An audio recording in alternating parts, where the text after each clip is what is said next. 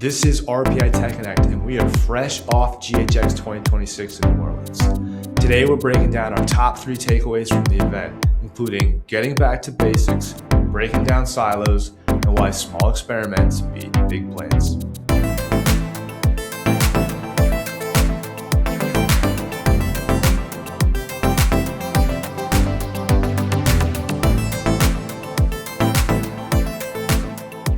This is RPI Tech Connect, and I'm your host, Chris Airy. Today, we're diving deep into the recent GHX conference in New Orleans.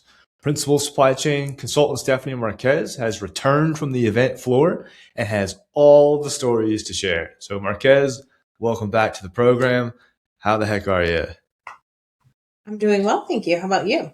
I am fantastic, thank you. Gearing up for the Memorial Day holiday weekend here, so energy and vibes are high. Perfect. I love it. For those who haven't had the pleasure of meeting you, would you mind sharing with the audience a little bit about yourself? Yes, for sure. So as you mentioned, my name is Stephanie Marquez. I am a principal supply chain consultant here at RPI. I've been with RPI just about 7 years, and I've held several different roles within supply chain over my last 17-ish years in that side of life, from buying to sourcing to contract management, system admin. So a little bit of a jack of all trades, if you will. And I'm glad to be speaking with you today about GHX.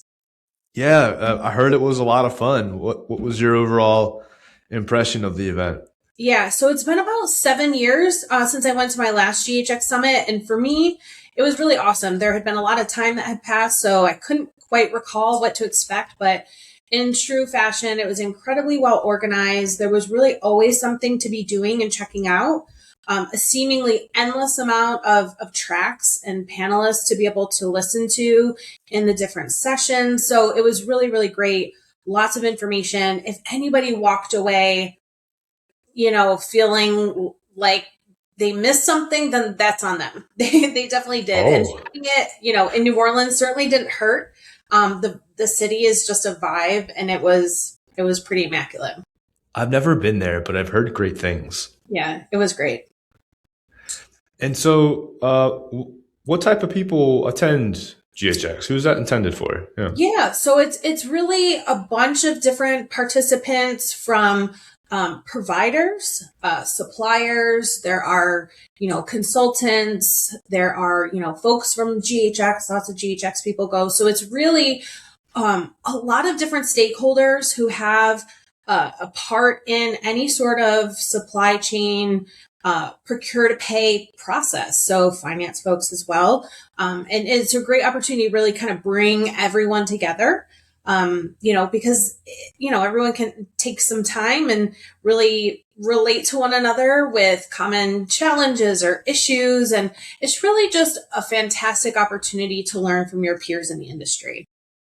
These are always great events. And we talk so much about these types of events on the podcast, where it's like you get folks together in the same room talking about how they're solving problems creatively, and that mind share inspires other folks to try things that maybe they didn't have the courage to, or were unsure how to approach things. So love to hear that was the overall, I guess, sentiment that you gathered from that. Yep.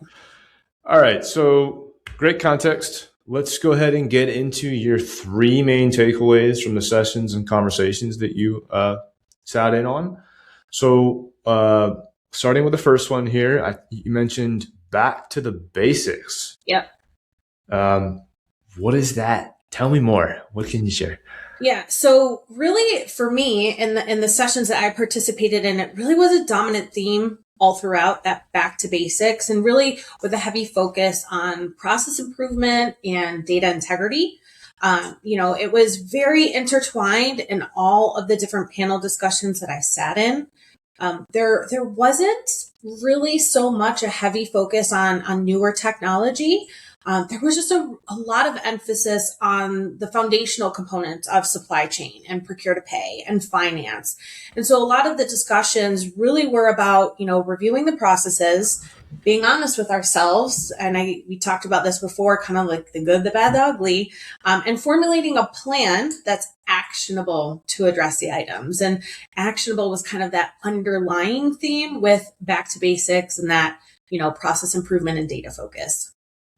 It's so refreshing to hear that was a theme at a conference like this. Like technology and new solutions and this and that are all, it's important and it's impressive, but it's also like something I feel like people are maybe experiencing a little fatigue with. Yeah. So getting back to basics sounds refreshing. Mm-hmm. So you mentioned there like process improvement and stuff. So like, what were you hearing in that regard? Yeah, so the process improvement component was really coupled with like data governance and data integrity. And so there was, in the sessions that I participated in, while I couldn't do all of them, there was a significant amount of discussion around that data governance. So when we say that, it's really a focus on what's the source of truth for the data? How is it managed? Who's maintaining it? And how are we kind of holding people accountable, right? A lot of the panelists also addressed their organization's strategy as far as leaning on resources such as GHX to help with that governance and standardization. And, the important part of the discussion is that it's not this like one and done thing. It's not like, oh, let's clean up our item master and move on and we never have to touch it again. That's not it. The governance of it or the process of it really then becomes woven into the fabric of the everyday, tasks that the teams are responsible for. I like that messaging because I feel like it's consistent with things that we encourage here at RPI. Yes. With like continuous improvement. Nothing is set it and forget it. Mm-hmm. So it's nice to hear that like on a larger scale, those are some themes that were like present at GHX. Yep. How did that make you feel as like somebody who's been working in the space for 15 plus years? I said on Wednesday, we had a debrief with, the two colleagues that I attended the conference with. And I said that the last 3 days have been so validating just because, sometimes when you're lost in the weeds of the work all the time, you really wonder like, oh, am I still on point with what's happening in the rest of the industry? So when you're sitting around hundreds of people that are in that industry and you're like, oh, wow, they're experiencing similar things, or I know clients that have experienced this, or, I was just talking about this last week with somebody else. It's just incredibly validating that you're on the right path. You're focusing on the right things. So for me, that was a big, not really an aha moment, but it was very satisfying. I bet. Yeah. And you said this was the first time you had attended something like this in 7 years? 2019. Yeah. It was the last time I was at a GHX Summit. Yep. Awesome. Well, I'm glad that you got that kind of like reassurance that this is something that people are like in the industry are experiencing together, like collectively. Yes. Yeah. On that note, I think that makes a great segue into your second takeaway about collaboration and stakeholder involvement. Why was that a standout takeaway for you, and what can you share? Yeah. So healthcare supply chain historically tends to operate in silos. So, procurement, inventory management, finance, and each of those departments function very well within its own lane. But Tina Vatanka Murphy spoke beautifully during her keynote session on Tuesday. And for those of you that are unfamiliar with whom Tina is, she's the CEO of GHX. And so she kind of just kicked off the summit with a bang.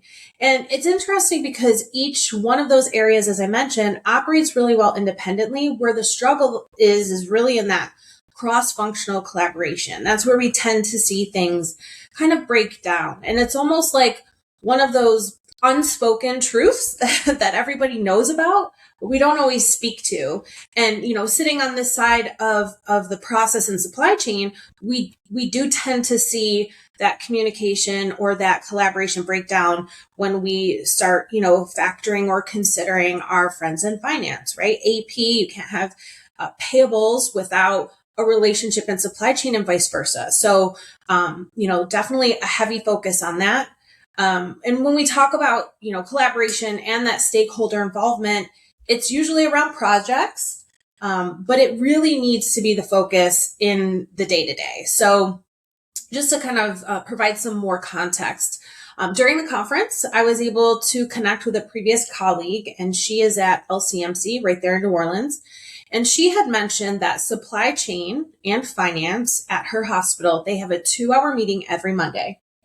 Doesn't matter Wow. what's going on. They're connecting on current issues, maybe on ongoing projects or process improvement, things that might be upcoming. So that has just become part of their culture. And so it's involving everyone who has a stake in the process. Is that so? That conversation with the colleague from LCMC, Mhm. that Monday 2 hour meeting with finance, is that a new initiative that they like started doing, or what prompted that?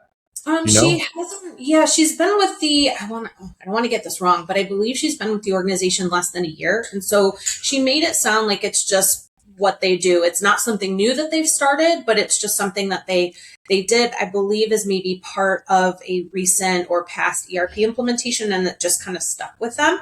And then they carried it forward. And, for her, she was kind of describing like you got all the right people and the brain power in the room to kind of really start and address any sort of issues head on. So if you're having some, invoice processing challenges, right, you've got the right folks in supply chain, and maybe everyone's rolling up their sleeves to kind of dig into the problem and get it identified and worked through.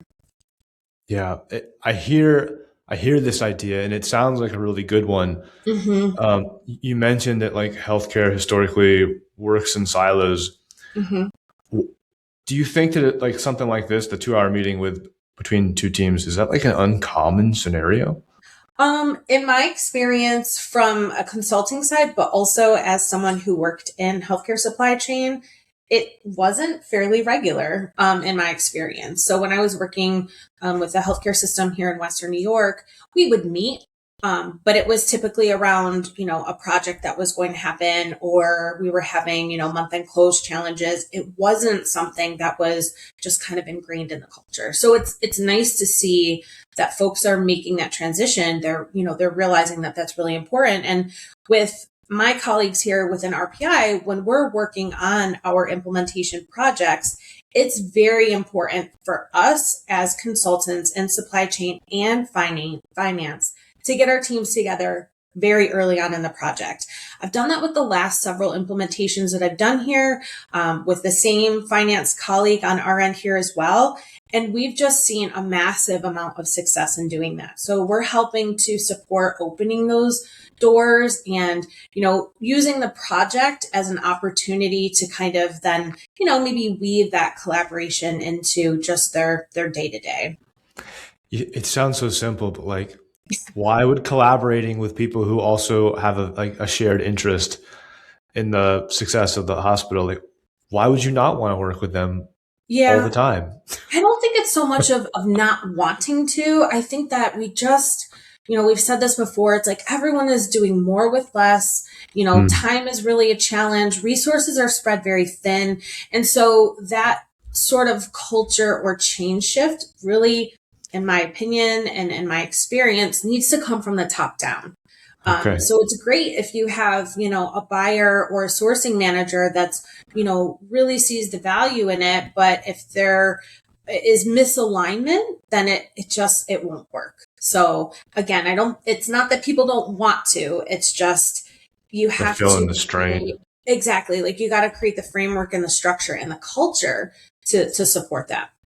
Got it. That makes sense. I appreciate that context too about like how healthcare typically operates and how these barriers maybe kind of Yeah, get in the way sometimes. you bet. So from the event though, was there like something or a story in particular that kind of stood out to you that reinforced this the importance of collaboration? Yeah, definitely. So I sat in, I want to say it was the second to last day, in a panel discussion that was specifically about supply chain resilience. And I know it hasn't quite aired yet, but since we had recently recorded a podcast that focused on that, I was incredibly intrigued. And during the session, there was a couple of panelists, an individual from GHX, and then a system director of supply chain logistics and analytics from a healthcare system. And they discussed what happened at their healthcare system when they were a victim of a cyber attack a few years ago. During, the discussion for me, it was very insightful, but what stood out the most is how they described the changes in their stakeholder collaboration as a result of experiencing the cyber attack. So at the end of the panel conversation, the audience got to do some Q&A. And so I was very intrigued, and I asked the panelists, how did this event impact or change the way in which you collaborate with your clinical leaders, your IT leaders, supply chain, finance, et cetera? And what he described was a much more aligned relationship across those teams and departments. He spoke to how this event really forced them to streamline their disaster planning to ensure that everyone was on the same page. And it wasn't that they didn't have disaster planning in place before, but what he described was that it was operating in those silos. And so that event really kind of broke those barriers down. And at the end of the day, he really emphasized how much stronger they had become together as a result.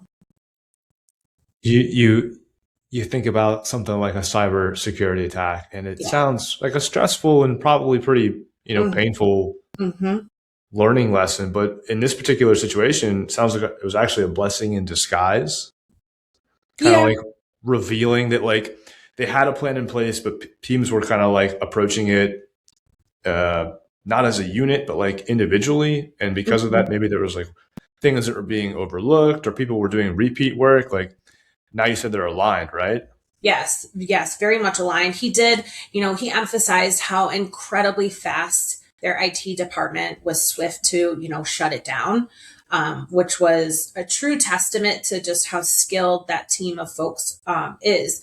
And then, he kind of walked us through how their planning had changed and what are some of the things that they do now that they didn't necessarily think of before. And it does, as unfortunate as it is, blessing in disguise. I'm sure there's a lot of people that would say otherwise, but, listening to him describe, we do this monthly, we have this here. They just have now a very strict and organized and structured resiliency plan. Yeah. That's great to hear that like they're better because of it. Right. Yeah.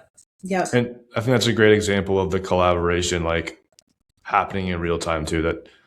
And you said this happened during a panel discussion that they were sharing the story? Yes, it was one of the very last panel discussions I participated in. So it was pretty impressive. Nice. That sounds like a great way to like kind of wrap up your event too.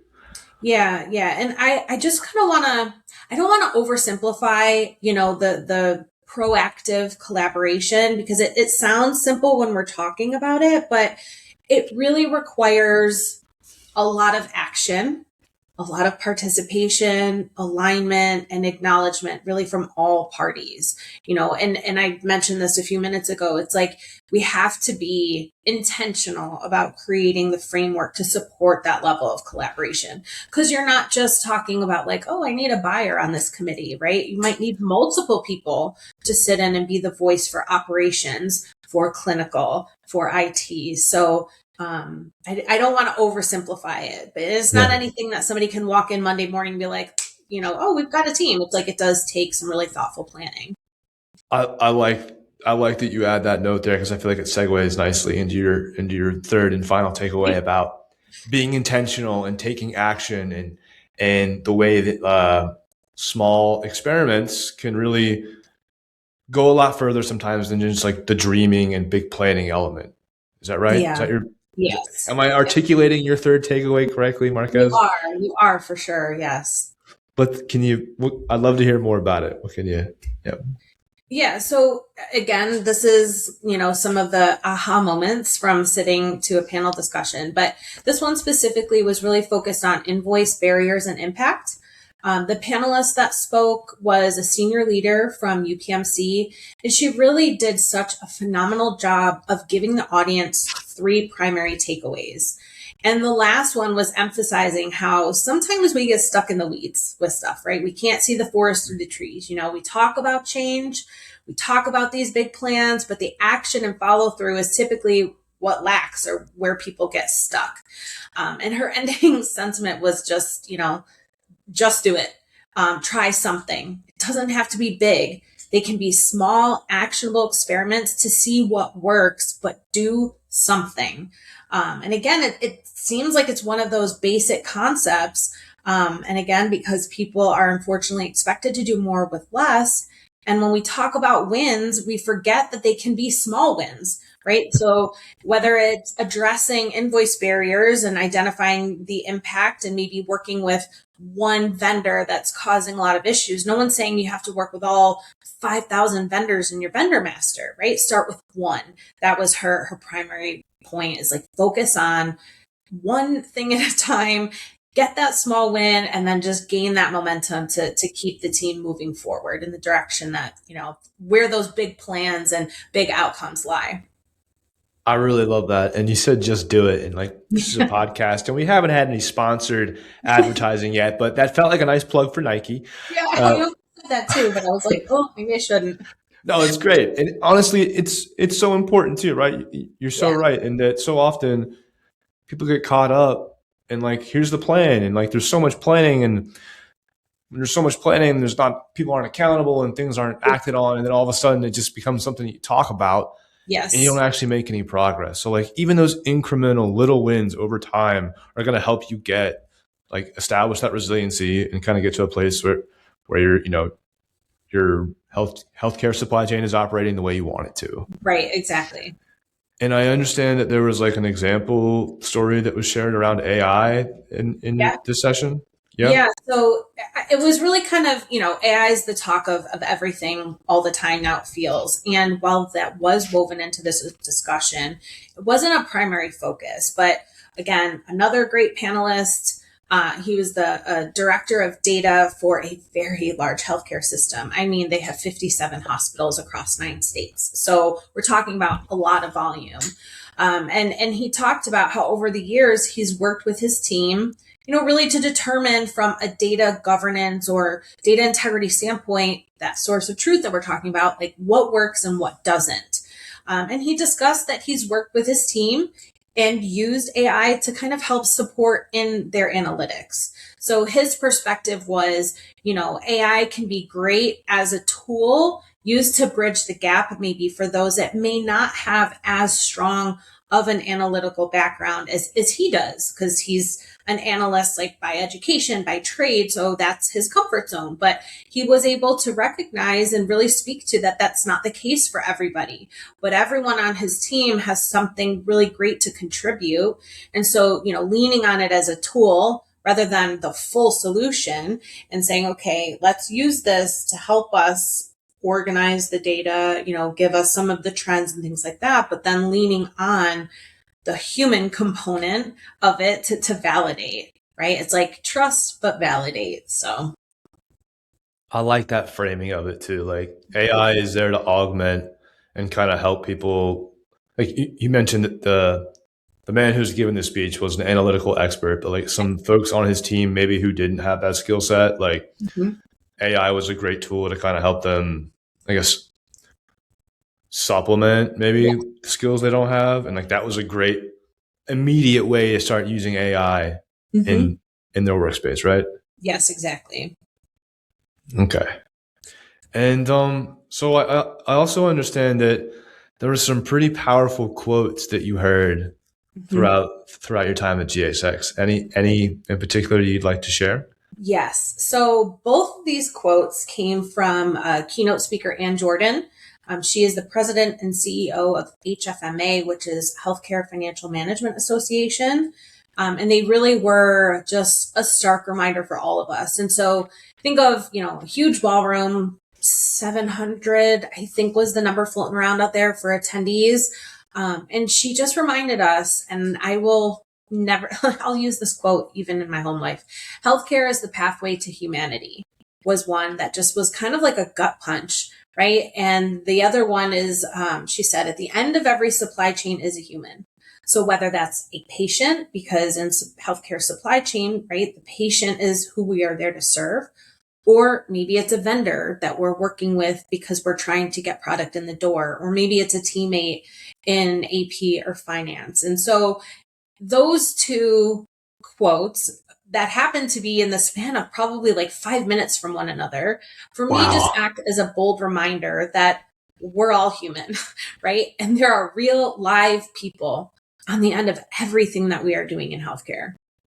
That's so good. And I honestly feel like that both those quotes kind of reinforce your first takeaway about like getting back to the basics, Yes. right? This is a human process. Mm-hmm. Humans are doing this. We're driving healthcare. And, I got to tell you, like, from what I'm hearing, like we did a recap of GHX last year, and hearing the takeaways from that event versus the one that you attended this year, kind of different. And I really like where it sounds like they're taking things here and reminding folks that this is a human process, and that it feels like they're really building a community here. Like this is nurturing like the folks who work in this space. Yeah, absolutely. Okay, so thank you for sharing that. Quotes are we've had a couple on the pod, and I think the ones that you shared today are fantastic and like very like, I don't know, heartwarming. They feel good. I feel good about hearing these things. Yep. So before we wrap up, though, as you know, this is your 30 to 60 second like most important thing you want people to walk away with after listening to this. Yeah. Anything you want to share? Yeah. So I think, for me, it was, the state of healthcare is always a hot topic of discussion. And so walking into a conference like this with so many professionals within the industry, like you said, last year, the themes and the tone were a little bit different. And so for me, it was super eye-opening, very inspiring. And it just reminds me, and hopefully it's reminded everybody else, that, all of the healthcare industry, regardless if you're at a small community hospital or you're working for a system that has, 57 hospitals across 9 states, we're all in the same boat, right? We're all working towards improving outcomes. And those outcomes include patient outcomes, certainly our operational outcomes, our team outcomes. So we're really, focused on improving all of that. And so when we can get on the same page, together as an industry, I hope that all of those other participants were just as jazzed to go home and kind of share some of those themes as I was. And I'm not ignorant to the fact that a lot of what we're talking about is incredibly challenging. But when you hear, CEOs and presidents of companies really just speaking very boldly about these topics and issues at hand, to me, that's refreshing. It's like, okay, the people at the top really see what's happening and are making a call to change. So there you have it. I love that. And it makes me think that like you leave an event like this and you hear those stories from those top execs who are like living and breathing in the same space. Like you leave an event like that motivated and inspired and like hungry to do more. Yes. Is that how you felt? Is that right? Definitely. Very good. And I take it you'll be attending next year. I mean, I hope so. You had a good time. I like the energy you brought to the show today. And thank you for sharing your takeaways. I think they're fantastic. Folks listening in, if you have any questions about today's discussion, you want to learn more about GHX and how RPI can help you implement supply chain resiliency into your organization, we want to have a discussion with you. You can contact us at podcast@rpic.com. Again, that's podcast@rpic.com. This has been RPI Tech Connect, and we'll see you next time. Thanks, Stephanie. Thank you.